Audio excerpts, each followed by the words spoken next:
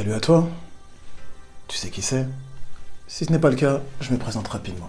Dis à ton service. Très content de te retrouver pour cette petite conversation que nous allons échanger.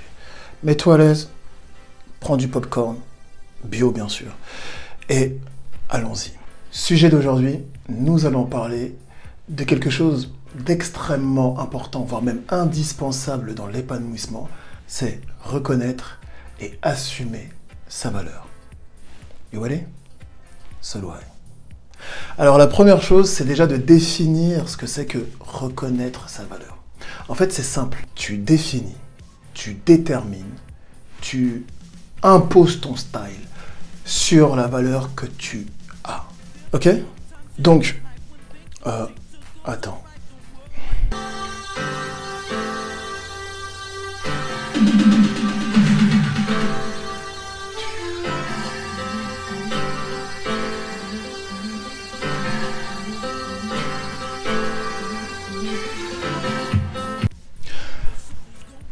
Voilà, tu sais, j'ai été appelé par la musique et dès que ça sonne, j'y vais. On est sur un sujet qui est très important. Et donc si tu ne sais pas comment définir ta valeur, tu as deux manières. Déjà, est-ce que tu es déjà en train de maîtriser quelque chose? Par exemple, tu as une compétence dans laquelle tu es déjà efficace, mais tu n'arrives pas à l'assumer. Dans ce cas de figure, c'est de te donner l'autorisation de l'accepter. Ok? Donc tu l'assumes. Tu l'assumes pleinement. Si tu as besoin, demande à des personnes objectives qui te connaissent et qui vont te faire un compte-rendu de tes qualités. À ce moment-là, ce sera peut-être un peu plus facile pour toi d'y arriver. C'est une aide extérieure, donc ça reste quelque chose de relativement sympa, mais le mieux, c'est quand ça vient de l'intérieur. Maintenant, si c'est dans une catégorie que tu aimerais développer des choses, mais tu n'es pas encore arrivé là où tu voudrais être. À ça, je te propose une histoire. Quand j'étais jeune, je vais m'asseoir parce que c'est le temps de l'histoire. Alors, quand j'étais jeune, on avait un appartement dans lequel, avec mon petit frère, on jouait au foot. L'appartement était suffisamment grand pour qu'on puisse faire un peu de foot dans le couloir. Et quand on jouait, on sélectionnait des joueurs. Un peu comme dans un jeu vidéo, tu vois, quand tu choisis ton équipe. Bah là, c'est pareil. Quand j'étais gardien de but, j'avais choisi Iker Casillas. Okay. Lorsque j'étais en position d'attaquant, j'ai choisi Ronaldo. Et en fait, ce qui est vraiment magique avec ça, c'est que on les avait déjà observés, ces joueurs. On était admiratifs de leur talent. Et donc, on avait repéré plein de choses chez eux, de manière consciente ou inconsciente. Et quand on décrétait qu'on était ces joueurs, pas faire comme, on était ces joueurs dans notre esprit, eh bien, sur le terrain, on commençait à faire sortir des gestes techniques de ces joueurs que je pense qu'on n'aurait jamais pu faire sortir si on ne s'était pas identifié à eux. Donc par exemple, je ne vais pas rentrer dans la technicité, si le foot ne t'intéresse pas, ce n'est pas nécessaire, mais globalement, j'avais repéré comment le gardien bougeait, comment il se déplaçait, comment il regardait, quels étaient les mouvements qu'il faisait, et je les mimais. D'accord? Et c'est une manière très très saine d'apprendre en fait, et de maîtriser quelque chose. Et ça portait ses fruits. Alors effectivement, ce n'était pas je ne faisais pas tous les arrêts comme Iker Casillas, je n'étais pas aussi efficace devant le but que Ronaldo, mais ce n'était pas grave.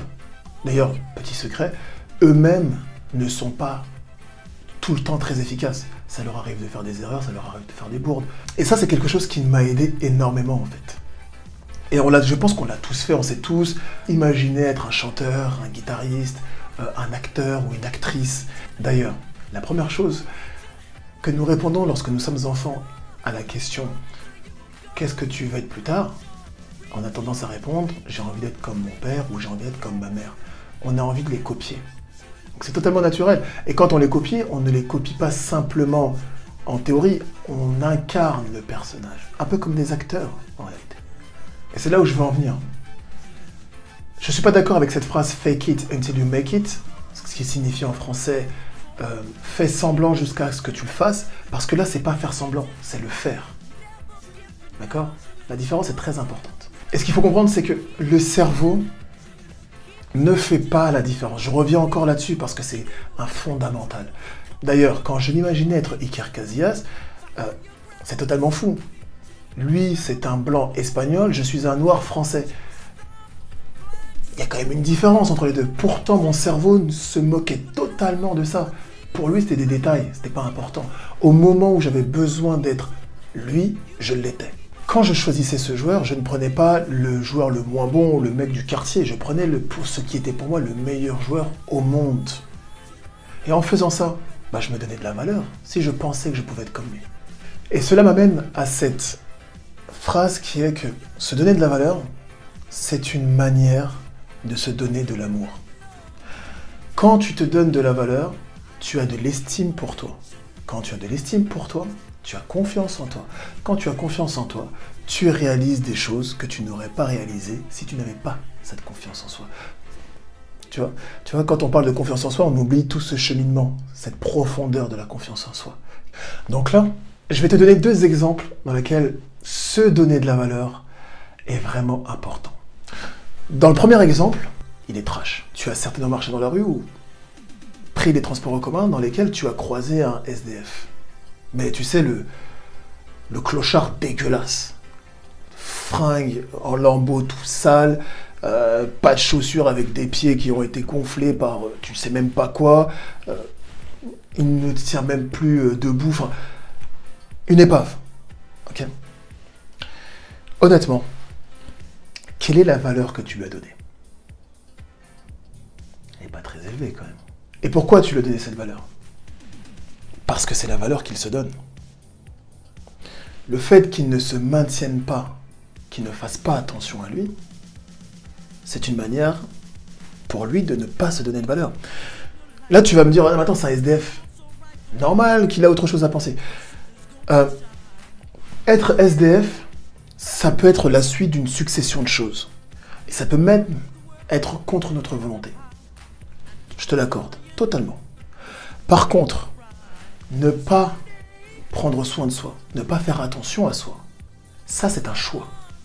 Ne pas se donner de valeur, ça c'est un choix. D'accord? Et pour t'en convaincre si tu as du mal, je vais te donner l'exemple de 2 SDF. Le premier, il s'appelle Djimon Hounsou. C'est un acteur qui est d'origine béninoise, qui est passé par Paris et qui maintenant a eu sa carrière à Hollywood. D'ailleurs, tu l'as peut-être vu dans le film Blood Diamond. Eh bien lui, quand il est arrivé à Paris, il était SDF. Il vivait dans la rue. Et ça ne l'a pas empêché de toujours se maintenir en forme. Il a continué à faire du sport, il a continué à s'entretenir. Et d'ailleurs, si tu as l'occasion, tu verras son corps et tu verras que le mec s'est bien entretenu. Donc, il était dans une situation précaire à la rue, mais il ne s'est pas laissé aller. Dans un deuxième cas, c'est un Camerounais du nom de Francis Ngannou, et c'est un combattant d'arts martiaux mixtes. Quand il est arrivé en France, à Paris, lui aussi était SDF. Il était dans une situation très précaire, mais il ne s'est pas laissé aller. Aujourd'hui, il combat dans l'organisation mondialement connue qui s'appelle l'UFC, et il fait partie de la catégorie poids lourd où il gagne très bien sa vie. Donc, on voit bien dans ce cas de figure qu'il y a ceux qui se donnent de la valeur dans une situation et ceux qui ne s'en donnent pas. Et ça donne 2 résultats totalement différents. Okay? Mais prenons un exemple beaucoup moins trash et beaucoup plus proche de toi.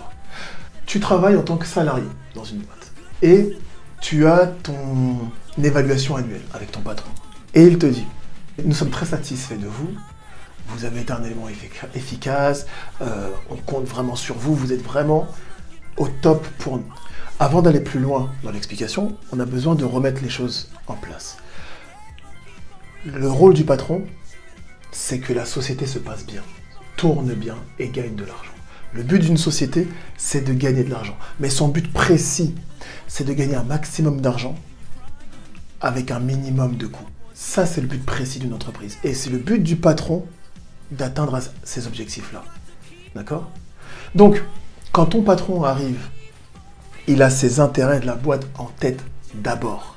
Si c'est dans son intérêt de te suivre, de te défendre, il le fera. Si c'est pas dans les intérêts de la boîte, il ne le fera pas. Même s'il t'apprécie. Donc le patron, lui, il voit son intérêt en premier. Et il a totalement raison de voir son intérêt en premier. Tout comme toi, tu as totalement raison de voir ton intérêt en premier.